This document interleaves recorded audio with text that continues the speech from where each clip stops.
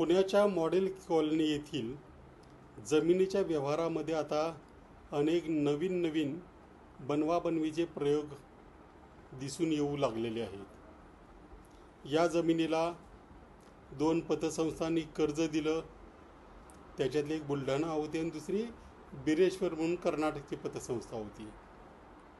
70 कोटी कर्ज दिलं, त्यामध्ये बऱ्याच गडबडी झाल्या, त्याचं गहाणखत सुद्धा झालं।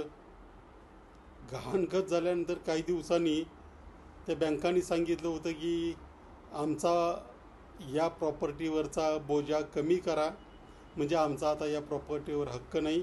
त्यांच्या त्या पत्रावरही आक्षेप घेण्यात आले। त्यानंतर काल या पतसंस्थांनी रिकन्व्हेन्स डीड, म्हणजे जी प्रॉपर्टी घेतली होती ती प्रॉपर्टीवर आता आपला हक्क नाही, ती प्रॉपर्टी पुन्हा मूळ मालकाकडे आपण सोपवत आहोत, अशा अर्थाचं एक दस्त तयार करून घेतला। आता मुद्दा असा आहे की ज्या प्रॉपर्टीसाठी 70 कोटी लोन दिले, कर्ज दिलं, त्या पैशाचं काय झालं? कारण हे जे गहाणखत रद्द केलं आहे किंवा रिकन्व्हेन्स डीड केलं आहे त्याच्यामध्ये त्या रकमेचं काय या संदर्भात कुठेही उल्लेख दिसून येत नाही।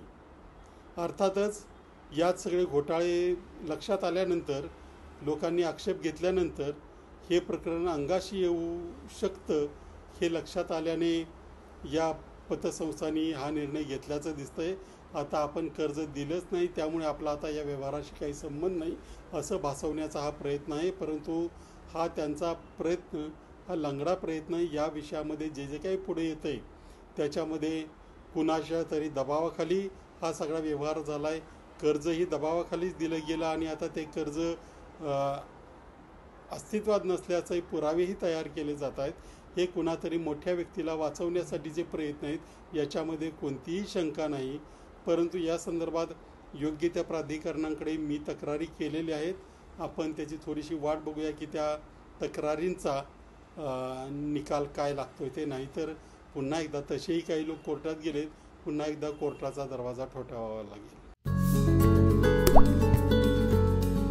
आता जोकासू STP या अत्याधुनिक जॅपनीज तंत्रज्ञानाने सुसज्ज, quick installation, energy efficient, noiseless blowers, low maintenance या आणि अशा वैशिष्ट्यांनी परिपूर्ण जोकासू STP तंत्रज्ञान प्रकल्प उभारणीपासून ते विक्री पश्चात समाधानकारक सेवा देणारी, भारताबरोबरच परदेशात देखील प्रकल्पांची यशस्वी उभारणी करणारी company Deccan water treatment private limited.